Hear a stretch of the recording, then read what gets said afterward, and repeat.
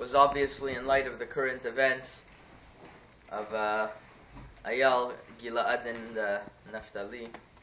Hashem yikol damam, zecher tzadikim v'bracha.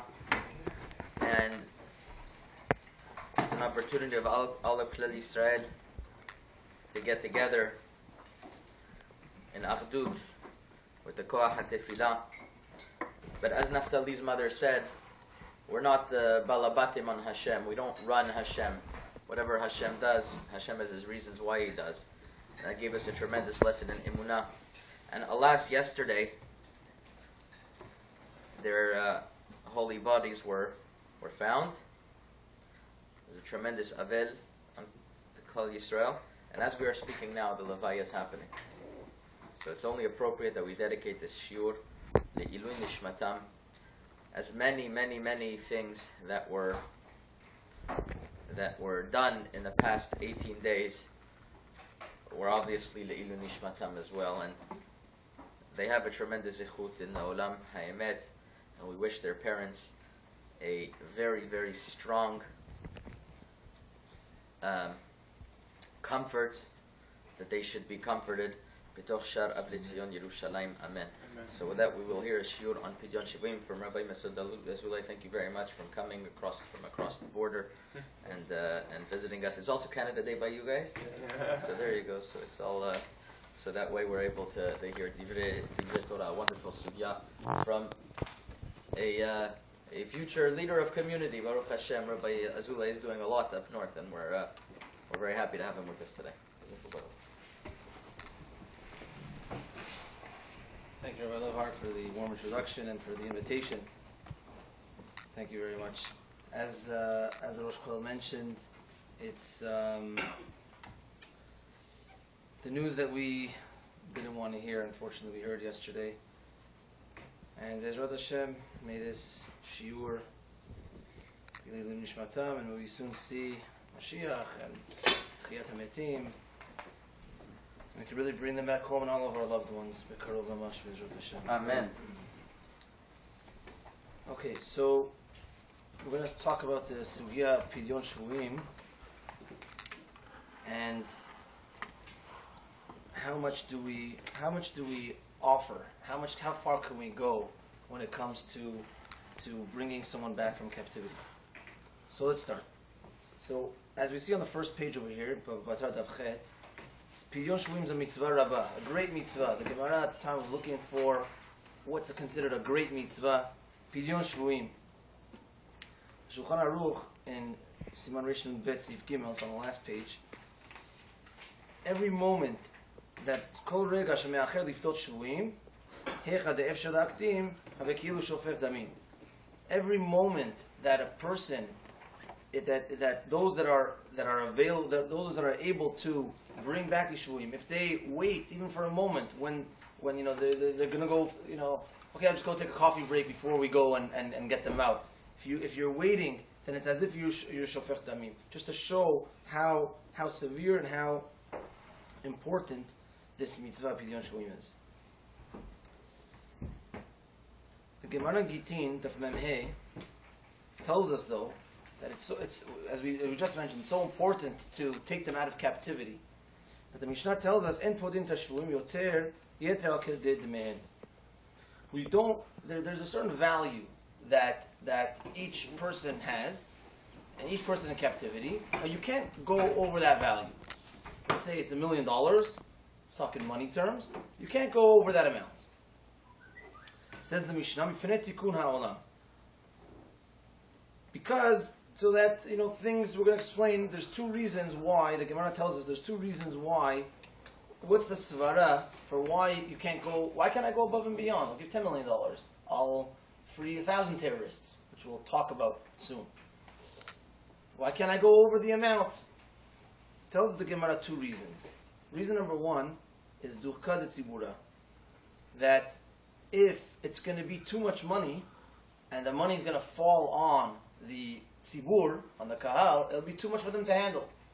So if you're talking, if it's going to be exorbitant amounts, $10 million, $100 million, how's a community that one of their guys got captured? How are they going to take it? So there has to be a set amount set by that community, by that and they can't go over that amount because it's going to cause a deep financial loss in the community. That is the first reason why. The second reason, iba itema, meaning we're going to see, is it both these reasons at the end are paskin lahalacha, or is it one of these two reasons? We'll show that in a moment. But the second reason is that if I'm going to keep on going above what's normal, then it's going to entice those captors, those guys that capture the captive, it's going to entice them to do it again. I just got, the usual amount would have been $1 million. Now they just give me $5 million. Wow, I'm going to do this again, and they'll give me $10 million. And I'm going to do this again. They're going to give me $100 million. It's going to keep on going. So we want to set a limit. We're going to stop it at $1 million, and we can't go over that because it's going to keep on, this rat race is going to keep on happening. So those are the two reasons given in the Gemara. There's a nafkamina. Rashi brings down. Nafkamina is, let's say, the person that got in captivity is a wealthy guy. His family is a wealthy family. His father's a wealthy guy. And father says, don't worry, I'll pay. $100 million? I don't care. I want my son back home.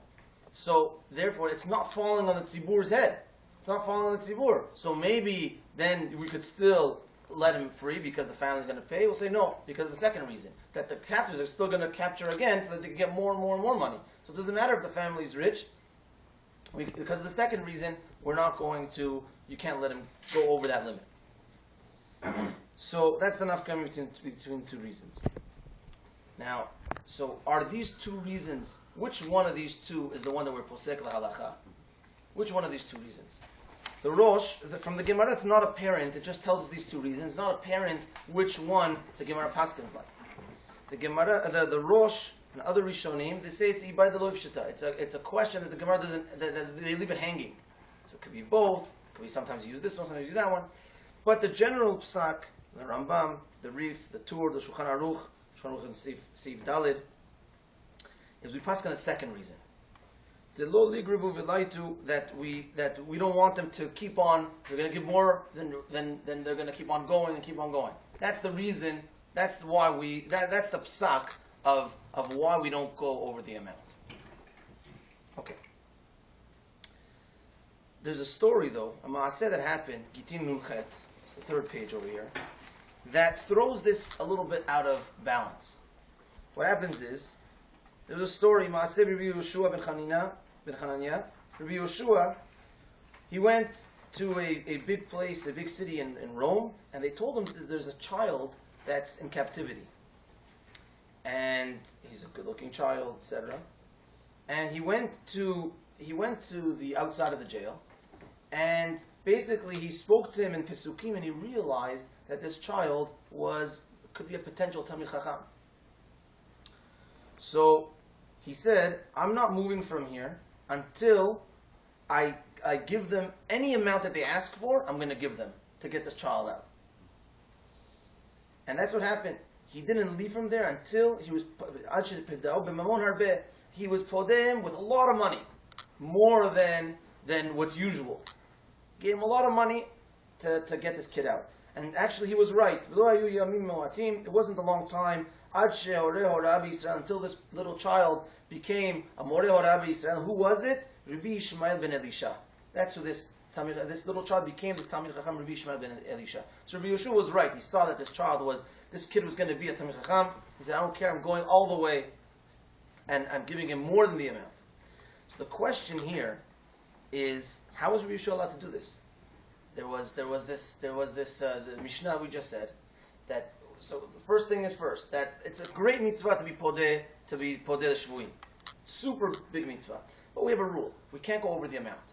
So how does Rabbi Yehoshua go over the amount? That is Tosfot's question over here. Tosfot asked this question on Daf Nunchet, and Tosfot asked the question on Daf Memhei. Is it Memhei? Yeah. So there's 3 answers total that Tosfot gives for why Rabbi Yehoshua did this. Answer number 1 is because he saw that the child's going to become a Talmid Chacham. Talmid Chacham is different. That we said that you can't go over a certain amount. That's my regular person. Talmid Chacham is different. Explains the Ramban. Why is a Talmid Chacham different?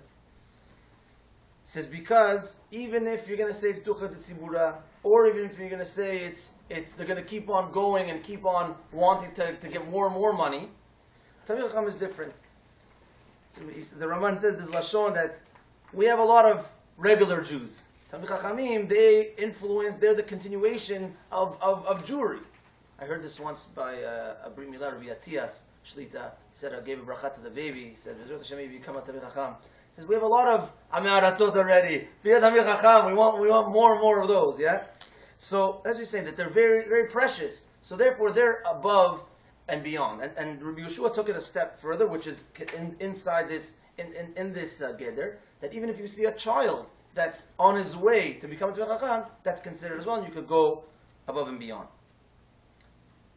And the truth is, the Meiri explains why is the Talmid Chacham so special, because he says that he says when you podeh him, he says even though it was probably a small sin that got this Talmid Chacham in jail in the first place, but now that you're podeh him, even though it's with tons of money or it's above and beyond, the Torah will be megin, his Torah will protect that this type of thing won't happen again, or this type of thing. So therefore, it's much more of a these sibot won't happen again because you're getting out of Talmid Chacham. That is the first explanation why Rabbi Yeshua went over above and beyond.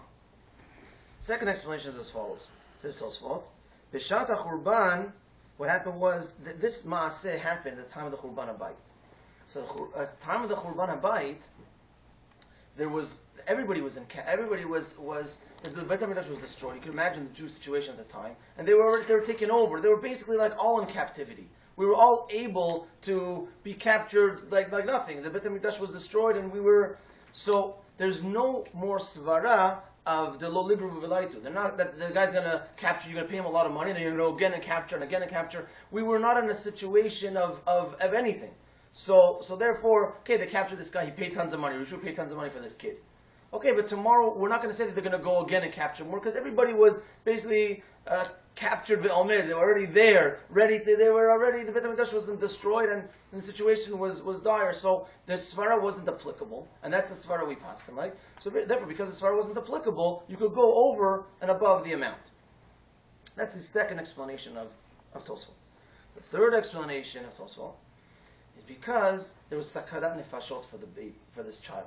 There was sakanat nefashot for the child.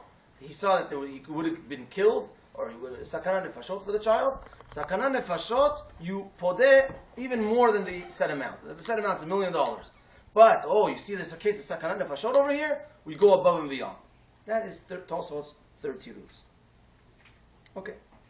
So that is the sugya in short. Now let's ask a question, and let's try to explain, and get a little deeper into things. So, as we said, Yoter Mekedei Damav is not necessarily money. Maybe it could be terrorists. We had a situation, fortunately, this situation ended up not the way we would have liked it. We had a situation not long ago with גיל-עד Shalit. He was captured. And at the end, the price the Jews paid was 1,000 terrorists to be released for this one Jewish guy. The truth is also, Yabi Omer Ravadi Zatzal has a tshuva with the story in Entebbe when they captured the airplane. Air France was flying from Paris to Israel. It was hijacked and it was taken to Uganda, and they took off all the non-Jews, and all the Jews that were there, was 140 Jews on the airplane, and they wanted the 40 terrorists in Israel to be freed for those 140. At the end, we know what happened. Baruch Hashem, Israel went in there, got rid of all those guys, and brought everybody safely home. And I think the terrorists were still in jail. So that worked out well.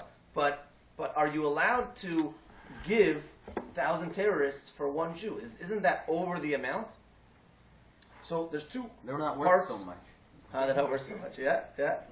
So there's two parts to the question over here. Part number one is you're going above and beyond the amount that's required. How could you go above and beyond the amount? That's question number one. Question number two is that with terrorists we're dealing with something else over here. That if we're going to free them, likely they're going to come back and fight back and going to go back to their terror ways and shoot missiles, etc., and kill more Jews. So you're freeing one, you're bringing 1,000, that could cause 1,000 deaths. So that's part 2, which we will address later on. So let's take part 1 right now. How are we allowed to go above and beyond the normal amount? We see in the Mishnah, "En podin yoter kedei demain." Right? We saw Rav Yeshua, and we saw 3 tirutzim and Tosfot. Let's see how we could, for Lemaaseh, kind of, that how could we explain this? So the first answer would be this Tosfot's third answer that we explained. The Sakanat Nefashot. When you see גיל-עד Shalit, they would have killed him. Sakanat Nefashot. So Sakanat Nefashot, according to Tosfot, you could go above and beyond the amount. 1,000 terrorists, 1,000,000 terrorists. Sakanat Nefashot. We'll give it up. Again, we're talking about the first part of the question. The second part of the question is freeing terrorists. How's that going to work out? We're going to leave that for later. Because they're going to come back and fight. We're leaving that for later. Right now we're just talking about how can you go above and beyond the amount. Oh, very good. So that's the bomb question which we're going to ask in a moment. Very good. So I see I was following, so that's good. So basically as follows. So the first tirutz we could start with is Tosfot. Tosfot saying that Sakanat Nefashot, you go above and beyond. So meaning that takes precedence. But there's a big question over here. A lot of the Mefarshim ask, Berosham the Ramban. Chidushay Ramban Gitin Memhei asked this question.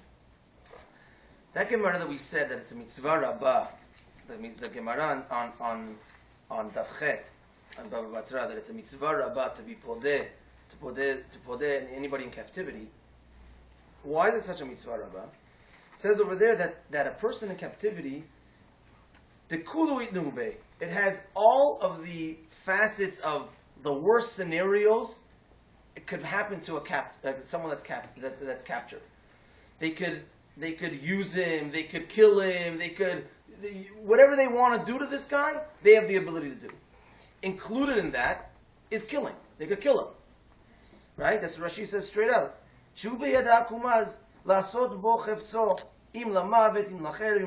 They could starve him. They could do whatever they want to them. So the definition of somebody captured is that there's Sakanat Nefashot. That's the definition of it. So the definition of someone captured is Sakanat Nefashot.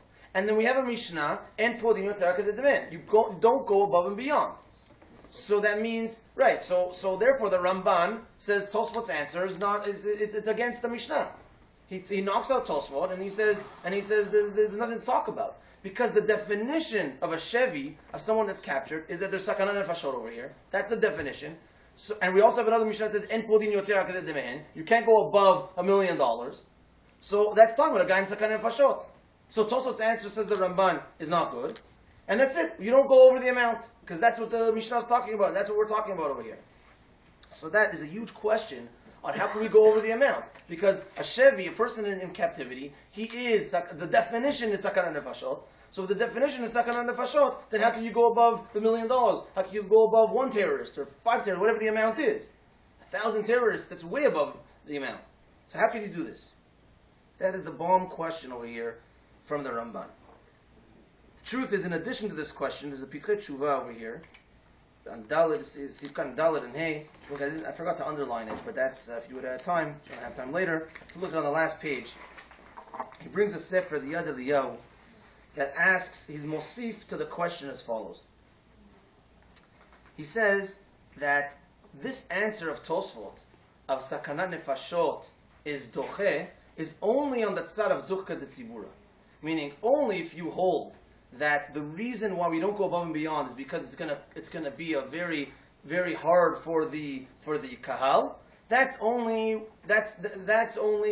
over there.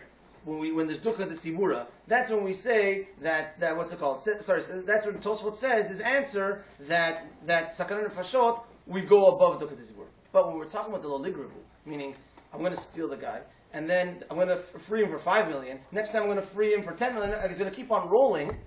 That aderabba. If it's a case of Sakanat Nefashot, then these captors are going to always try to do matzavim of Sakanat Nefashot to get more and more and more and more money.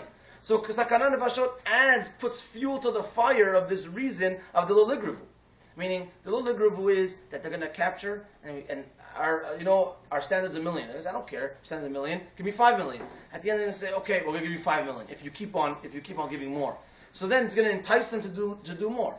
Now, if sakanat nefashot, we're going to bail them out at any cost, that's going to entice them even more to do davka sakanat nefashot. So therefore, Tosfot's reasoning must be talking about dukkha d'tzibura, not on the ligravu. And therefore, our psak is, like as we know, the Rambam, etc., is the ligravu. Therefore, Tosfot is not applicable to the ligravu. And therefore, that strengthens the Ramban's kasha. And the truth is, as we mentioned, Tosfot asks this question on Rav Yehoshua in two places. We said Memhe and Nunchet. So on Nunchet, that's where he answered that Sakanat Nefashot. That's when you go above and beyond. So therefore, the Tosfot was talking about the case of Rav Yehoshua. And the case of Rav Yehoshua was in a situation where it was the Bet HaMikdash, there was no Svarav de lo Ligruvu, as Tosfot says himself. So that's more of a proof that Tosfot's talking about a case. We're not talking about the Svara of the Ligru. We're talking about the Svara of Dukkha D'Tzibura. Dukkha D'Tzibura, that's when it's a dochek on the Tzibur. That's when I say that I could go above and beyond. When the Lo Ligru, it's going to bring fuel to the fire. That's going to be more of a Svara to say that they're going to keep on going and going and going. That for sure we don't say Sakanat Nefashot. That's why Tosfos answers that answer by the case of Rav Yehoshua. So therefore, us Lemase, that Paskan the Lo Ligru, we do not have the Svara of Sakanat Nefashot. So that gives more strength to this question of the Ramban. How could we podeh people? How could Tosfot say Sakanat Nefashot, we're podeh even till $1 zillion, when we have clearly a Shevi equals somebody that's Sakanat Nefashot, and we have this Mishnah that says En Pidyon Terah Kadeh Mehen. That is the strength and depth to the kasha of the Ramban. So there's a few answers, and we'll get through them, Mizrat Hashem. The first answer is the Meiri. The Meiri in Gitin Memhei brings the kasha of the Ramban. And he says as follows. Mikol makom shevi sheikro lemamon en bo chashash mita. But if there would be a chashash mita, you would be podeh at any amount. He says that even though the Gemara is talking about that a shevi, a person in captivity, they can do whatever they want to them. They can do whatever they want, even though that's what the Gemara is talking about. But really, all they want is money. That's all they want. So therefore, if you see a situation, all they want is money, and that, the Mishnah said, En Pidyon Terah Kadeh Mehen, you don't go over the amount of the money. But now, if you see a new type of captivity case, a new captor that he wants to just kill the guy, Sakanat Nefashot only, meaning the whole thing is just Sakanat Nefashot, not interested in the money, over there you pay as much as you want. That, he says, the Mishnah and the Gemara is not talking about. That's the Meiri. And he brings a proof, he doesn't bring this proof, I saw this proof, is that the two reasons of the Gemara, why don't we go above and beyond the amount? We gave two reasons. It's going to be too much for the tzibur. And second reason is that it's going to keep on fueling them to keep on asking for more and more and more. So those two reasons are money reasons. You see that those captors, their whole thing is money. They don't want anything else but the money. So now if you see a case that all they want to do is kill, that's not what the Gemara is talking about. Therefore you could give as much money as you want, because you see here that it's talking about killing. That's the Meiri. There's the tshuva of the Radvaz that the Pitchet Tshuva over here brings down in short. And he says as follows. He says that the Gemara is talking about the cases that it's talking about, say it's Mita or whatever. But there's a different element that the Gemara is not talking about. And if you see that in a case of captivity, then you can pay as much as you want. And that's if, which could be usually that happens, maybe now, is that if you see that they are ma'avirim otam al dat, that they make them mechalel Shabbat, they make them lose their whole religion while they're in captivity. So for that reason, which is more than the reason of that the Gemara brings, says as follows, the words, Mikol makom yesh lomar, dilma lo ayri tana b'shvuyim ka'ele, that it's talking about that they're ma'avirim al dat. That the Gemara is not talking about. Gemara is not only talking about a regular case of mita or of whatever it's talking about. But when it's talking about, we're talking about a case where they're going to lose their religion by being in captivity. These captors are going to make them do averot and mechalot Shabbat, etc. For that, you pay whatever you want. That the Mishnah that said in Pidyon Terah Kadeh Mehen is not talking about. You make them do, you pay whatever they want. So he says, Kevan she'adavar safek, meaning we're not sure exactly what these captors are doing. Henach lahem leYisrael sheme'atzmam midnadvim לפתותם, וששים ושמחים במצוות פדיון שבויים, ויפה נהגו להחזיק מידת אברהם אבינו, איש החסד. Says that, therefore, because it's a fake, you don't know if they're going to be ma'avirim otam al dat, they're going to be getting rid of their religion, etc. So you don't know that, therefore everyone's in that safek, and the Gemara therefore might not have been talking about that case. Therefore you could pay as much as you want to do this. And he says, and that's the truth is, they said that was the minhag Bnei Israel, that's the minhag until this day. That's what Bnei Israel do. Who writes this? This is the Radvaz in Siman Mem. Shoot Radvaz. He says the minig is always to pay whatever you can. Yeah, he says Hanachlam L'Yisrael. Rav Avadia brings us down by Yantevi? Yeah. And this is what he bases himself on? This is one of the, he brings the Meiri, he brings this, and I think there's another Svara. There's a few more Svarot.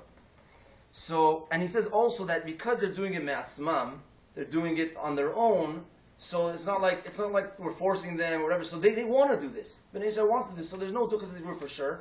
Okay, there could be the loligravu, but they are in the reality, meaning who's going to get, when we say the svara of, if I'm going to pay $2 million or $5 million, then they're going to ask the next time for $10 million or $15 million. Who's suffering that? Bnei Israel suffering that loss.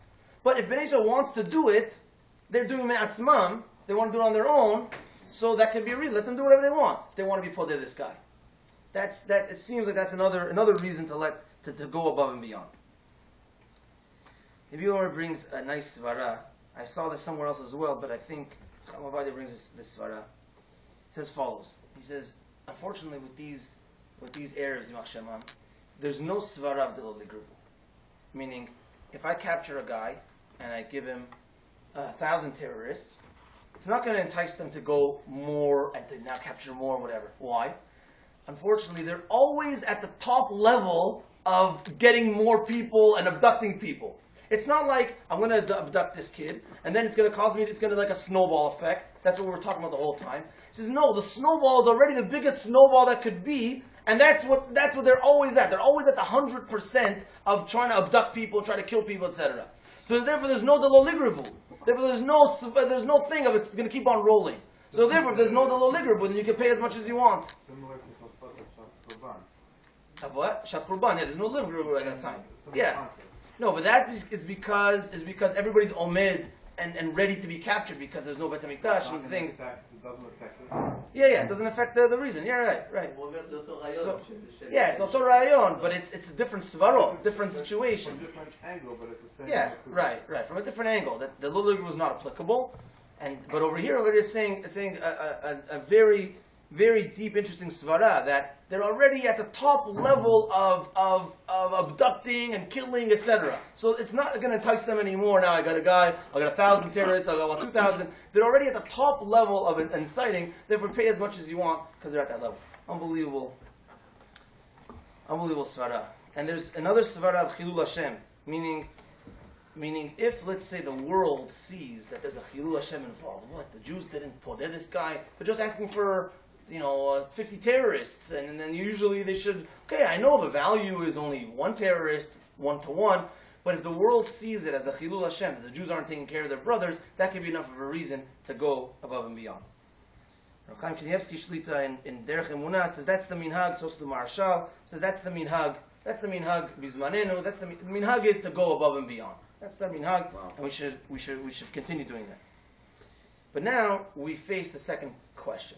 When we release terrorists, then it's going to cause so much more. It could cause so much more, negative, so much more killings, etc. I take out גיל-עד, one person, גיל-עד Shalit, bring 1,000 terrorists. Who knows what these people could do?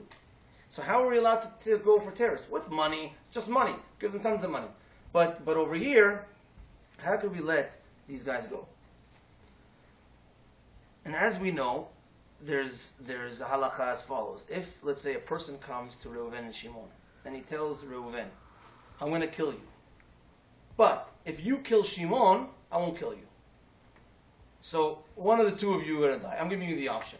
So Reuven's not allowed to kill Shimon. Reuven has to take the hit himself. Because my chazit, why am I better than him? My blood's not redder than your blood. So therefore he has to take the hit himself. So therefore that strengthens the question over here. How could I give away 1,000 terrorists that are going to come maybe now and are going to come and could hit back when I'm just releasing one Jew? It's 1 for 1 or it's more than one. Yeah. So how does that work out? So says Rav Ovadia, there's a few answers over here. We'll go one by one. And one will build on the next. First answer is that, the first part of the answer is that when you're doing a maaseh of freeing them, you're not doing a maaseh of killing. Meaning, as follows. The case that we just said, Reuven and Shimon. Reuven, I'm going to kill you, or kill Shimon and you'll go free. So over there, the option is get yourself killed or actually kill somebody. So that you can't kill somebody to save yourself, so you got to take the hit. Over here, we're not doing an action of killing. We're just doing an action of freeing. We're just opening the door, and these guys are walking out. And then we're going to get this Jewish guy back. So we didn't do an action of killing. We didn't put a gun, It's going to lead to killing. Right, it's going to lead, but there's a step before that it's not there yet. We're going to build on this more, but stage one is, so it's not the same as the Reuven and Shimon, right? That's number one. There is a svara, some say, it's probably a very weak svara. They say maybe they were choser b'tshuva in jail. Meaning, maybe they said, very weak svara, but maybe they said, I'm here sitting 20 years without my family, without my this, I'm not going to go back to terror. And sure that it's known that people over age of 40, these Arabs or whatever, they're less involved with terrorism, whatever, than 25-year-olds, 20-year-olds, 18-year-olds, these type of guys. Because they're young, they think they can live forever, they think they're this.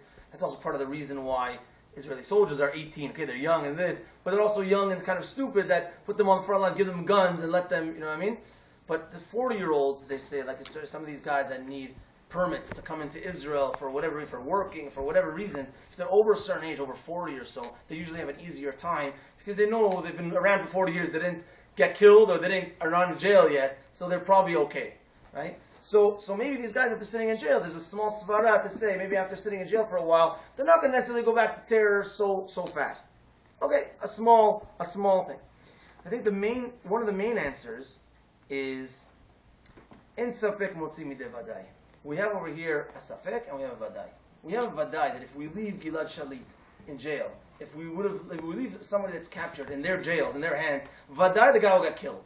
Meaning if we don't act and we don't do anything, vadai this guy's going to get killed.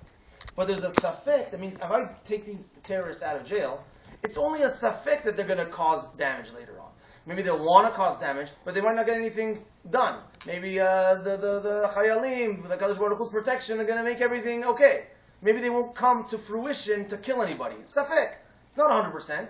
So, en safek motzi midei vadai. Here we have a kid who's in jail, in an Arab jail, Hamas, etc. Vadai, he'll get killed if we don't do anything about it. Vadai. As unfortunately we saw yesterday. These guys safek. So en safek motzi midei vadai. You have to go with the vadai. Even give up 1,000 terrorists. That's the reasoning. Also, the vadai is miyadit, and the safek is, there's proofs for each of these, but we're not going to get into each ones, but these are the svarot. The vadai is miyadit, and the safek is later on, is rachok. Meaning, the vadai, that this guy's going to get killed, is any day. We have to move fast and keep them on the discussion table, show them that we're interested in doing something, or else they're going to kill this guy right away. The safek is only rachok, after you take them out of jail, and then you by the time they get back into things and they want to decide to go back to terror, and then they find the connections to go back to terror, it's going to be a long time until maybe something will happen. So you have a vadai that's karov, and a safek that's rachok that adds another svara to the reason how you could go for this terrorist thing. The last reason I heard mipi shmua, I didn't see it inside, is a svara from Rav Ovadia. He says as follows. Another interesting svara. He says nowadays with technology and GPS, etc., once you free these 1,000 guys, they know exactly where they live, they know where they hang out, they know everything. At times when you got to pinpoint, they get these pinpoint things, kill a guy with a cell phone, they bomb his house directly, they know exactly where these guys are. So you're not really giving away 1,000 terrorists. They're basically 1,000 people now that are allowed to walk the streets, but they're also still in jail because we know where they are. So for 1,000 guys that are still in jail because they know where they are, 1,000,000 of those guys for one of our Jews, that's still okay. That's a svara. Didn't help with these guys. Huh? Didn't help with these guys.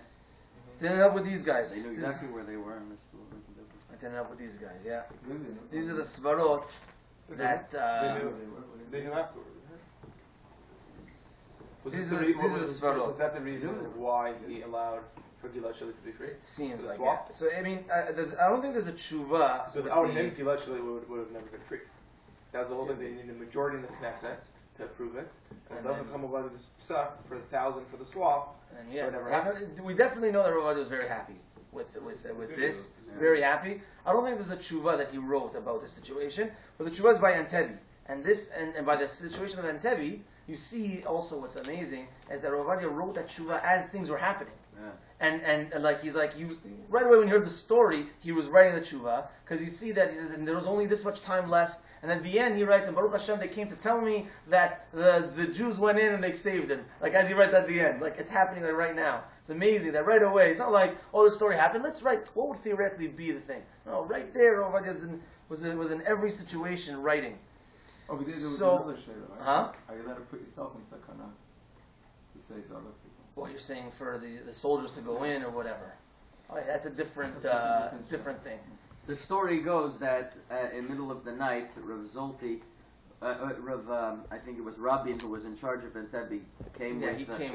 He says in the tshuva that Rabin came to him. told him. So what happened? What happened was that they went to Rabbi Yashiv, to Rav Zolti, was the chief rabbi. Rav Zolti said what to go to Rabbi Yashiv. In the middle of the night, they went to ask Rabbi Yashiv. Rabbi Yashiv said there was a stira in Tosfot in Masechet Gitin. These Tosfot? Yeah, Why is stira? that's Because why I'm one doesn't wondering. bring the answer. Maybe because one doesn't bring Because the one answer. doesn't bring the answer, he says in Paskin you're allowed to do it, which means that you would be allowed to do Pidyon Shvuyim even Yoter al Kedei Demen. With the second nefesh of Tosfot. Because second nefashat Tosfot. So I guess that's what he meant according to this Tosfot. I guess so.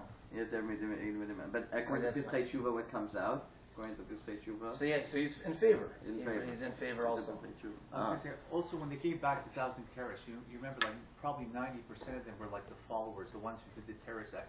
They weren't the brains They weren't the behind brains the behind it. operation. Right. The problem is giving back the organizers, the ones who are The ones that right? make it happen. Yeah.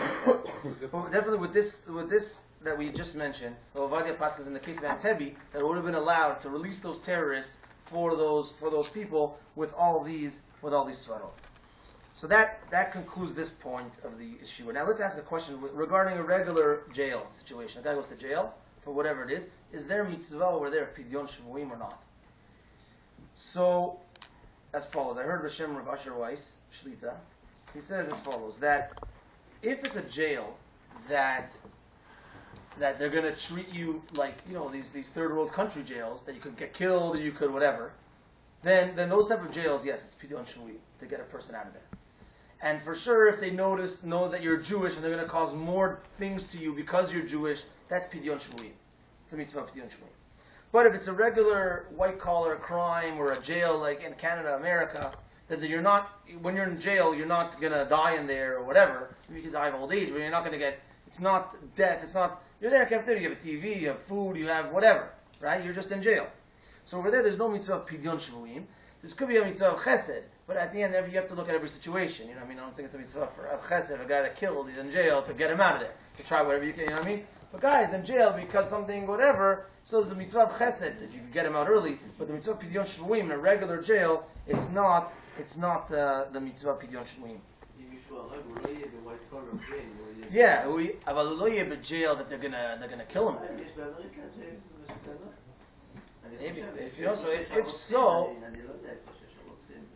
If so, then no. But it seems like a regular jail. Even the killers, they there for 25 years. They don't get. Okay, some guys get beat up in jail, killed in jail. But yeah, so you have to look at the situation. The truth is, with this, I was thinking, what would be in a case with gomel? Meaning, we have to say gomel. A person that comes out of jail has to say gomel. Right. So does that apply to a jail where he was mamash v'sakanat nefashot, or even any jail? And also, let's say a killer. He was in jail 25 years. Comes out of jail, he says gomel. Does he say gomel? He did something wrong. He did something. He killed a guy. So get out of here. We don't want you. We don't want you standing in our shul. We don't want you b'berach. We don't want nothing. Is that allowed? Not just things that came to mind.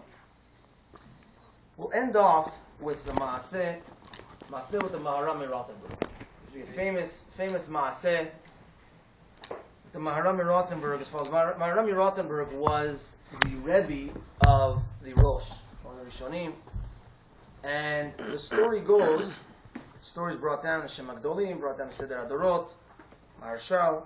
Talk about it in a moment. The story goes that he was living in Europe. I think he was in Germany, and the Goyim at the time, they captured him, and they wanted a huge ransom. And at the time, the Maharam Rothenburg was posek You're not allowed to pay the ransom because they want an exorbitant amount of money. You're not allowed to pay that amount. Even after I die, you're not allowed to get my body out to pay for it. That was the psak. Now, and they wanted to. They wanted to get him out. They wanted to free him. This is our rabbi, the rabbi of the city, the rabbi of everything.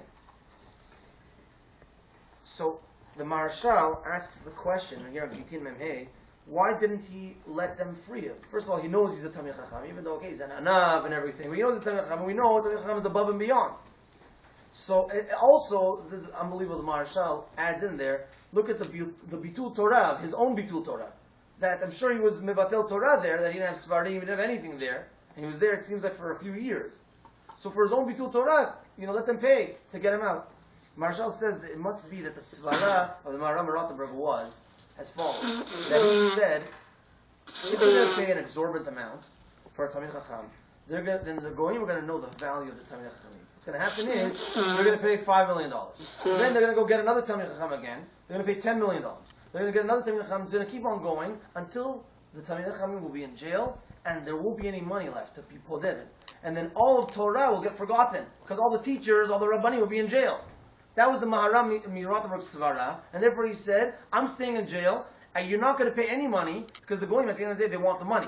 So don't pay any money, so that this whole Gezerah will be batel. The Goyim are going to see that no one's paying money for him, so we might as well not capture these rabbis, and Torah will continue therefore. So that was the Maharam Mirottenberg Svara. That's what the Marshal says.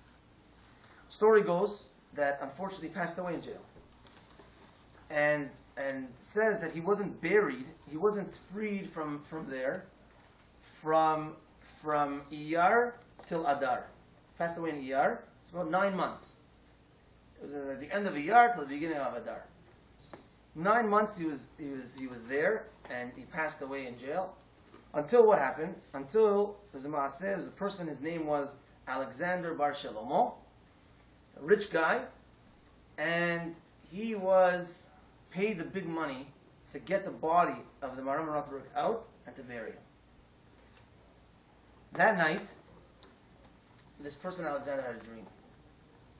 The Maharam Rottenberg came to him in a dream, thanked him. How for in Kabbalistic works, if a person's not buried, the neshama doesn't enter Gan Eden. It doesn't work. You got to be buried first in order for the process to start happening.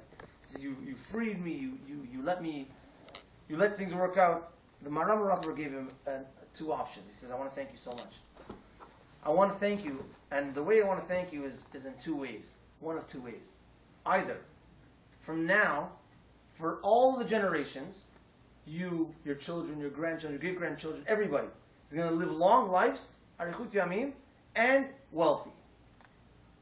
That's option number 1. Or, you die right now, in your sleep, and you come with me to Olam Haba. And this person, Alexander, took option number 2. So you can imagine what happened in the city. That the day before, big celebration, he frees Maharam Rottenberg, they bury him, big celebration after years, and after 9 months that he's dead. The guy goes to sleep, next night the guy doesn't wake up. Everybody's thinking like, what's going on?